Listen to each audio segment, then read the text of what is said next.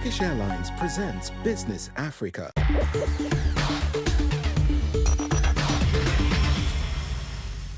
Welcome to another edition of Business Africa. I'm your host, Afolake Oyiloye. The top stories this week. Africa must own its narrative from misperception to economic power. We examine how strategic communication and leaders like Dorothea Hodge are helping the continent to reshape its global reputation. A new report shows a 23% surge in solar PV jobs, expanding energy access and creating economic opportunities across Africa. Artificial intelligence gains ground across Africa. From rising adoption to growing investment, leaders are working to ensure no one is left behind in the digital revolution. Narrative sovereignty is emerging as Africa's new economic frontier. Experts like Dorothea Hodge are helping countries bridge the gap between perception and reality, unlocking new pathways for investment and growth.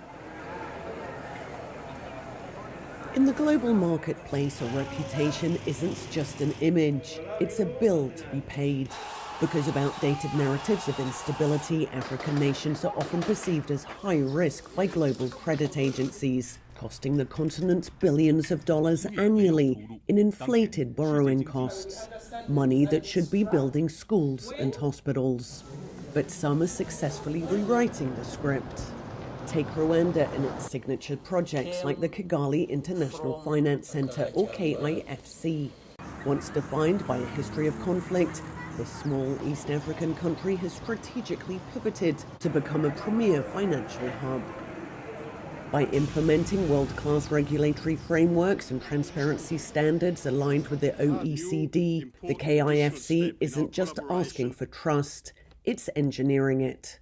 This is the work of experts like Dorothea Hodge. A former advisor in the Tony Blair government, she founded Equitas Global to help visionary institutions like the KIFC and the African Development Bank bridge the gap between perception and reality. She argues that narrative sovereignty, the power to define one's own economic truth, is the next frontier for African business. To discuss this further, we're joined by Dorothea Hodge, founder and director of Equitas Global. Thank you for joining us on the show. Now, when you started this work, was your goal simply to generate better publicity for African leaders or to secure respect for African nations on the global stage? So I really felt when I created Equitas that, my ambition was clear, that I wanted to build a world-class strategic advisory that could elevate the reputations of visionary leaders and organizations globally, from Africa, the Caribbean, the global South, and ensure that they were seen and heard and respected on the world stage. And I would say that 16 years later, I can say with pride that the team at Equitas has delivered on that ambitions many times over, from working with the 19 most conflict-affected countries around the world and supporting them in their campaign to maintain global support to help them transition to peace, from working with organizations such as the OECD, working with the African Development Bank in terms of its women's program, the FAWA Women's Finance Initiative, to working with the Kigali International Finance Center. We have delivered on that vision multiple times over. Looking back, have you seen a real shift where grassroots voices have successfully changed global narrative about Africa? I really do see our vision was very, very clear, and that was to enable some of these visionary leaders and organizations from the African, the Caribbean, the global South, the diaspora, to position their voices on the global stage. And I can say with confidence we have achieved that. We have helped some of those voices get onto the global stage and ensure their voices, their campaigns, their ideas, their ideals have been heard. So whether that is working with communities that have experienced environmental damage through mining, or whether that is working with, and I think Angelique Kidjo calls them the market women, So the women, these micro entrepreneurs across the world, to ensure that their voices are heard, that has driven our work. Or whether it is the work we've done in the Caribbean, where we've highlighted the global responsibility to support small island developing states that are facing these violent climatic episodes such as hurricanes and flooding, and raising their voices and ensuring they are able to engage on a global level. Do you feel the global community is listening differently to voices from the diaspora and from the continent than it did a decade ago? It is a real recognition and an acknowledgement that we have been part of the journey of raising those diasporan global voices to centre stage. And it signals for us that the world is beginning to pay attention to some of these voices, these incredible innovations, these incredible ideas, these incredible ideals. So it is an honour.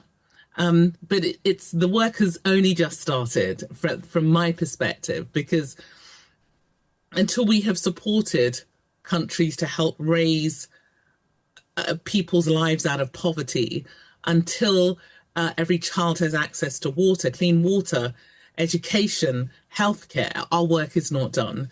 So it's a starting point and it's a recognition of our work, but there's still more of the journey to go.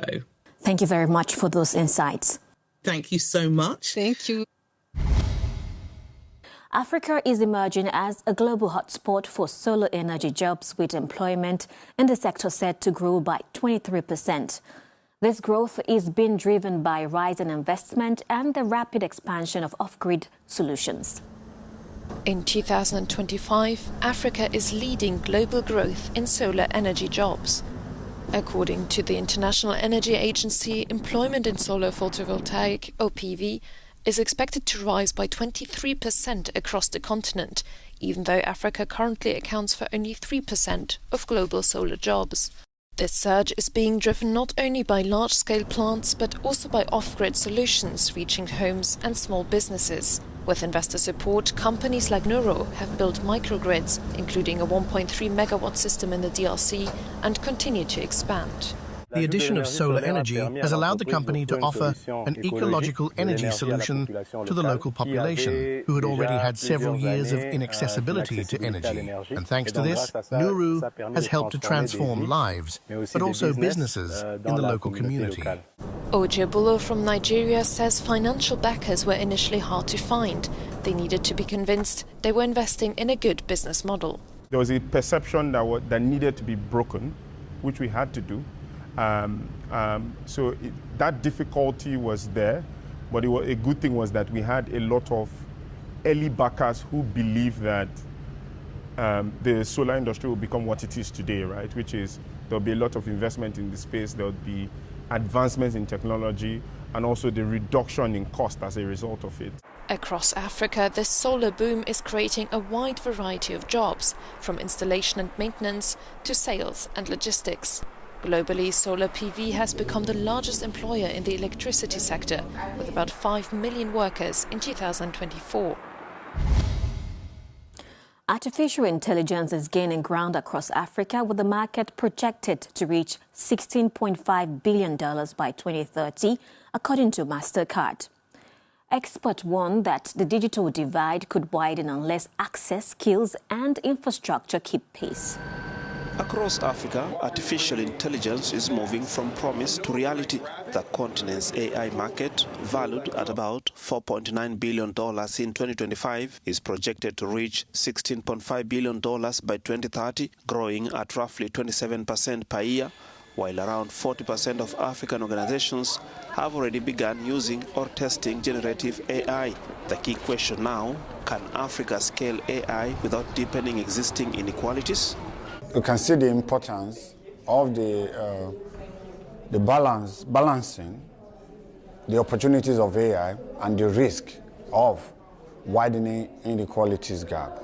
But before, we always place a caveat on that, in the sense that when you look at it, the way artificial intelligence will impact Africa is entirely different from the way it will impact developing countries. According to McKinsey, generative AI could unlock between $61 billion and $103 billion per year for Africa's economy, especially in retail, telecom, and public services. But weak infrastructure and uneven connectivity across the continent risk concentrating these benefits in a few well-connected regions. To ensure even the disadvantaged and underserved areas will have access and they can take advantage so that they are not left behind in this digital economy. While more countries are adopting ethical AI and data governance frameworks, significant investment is still needed in technology, skills, and infrastructure to turn promise into real impact. That brings us to the end of this edition of Business Africa. Thank you for watching. For more business stories and the latest updates, stay tuned to Africanews or visit us online at africanews.com. See you soon.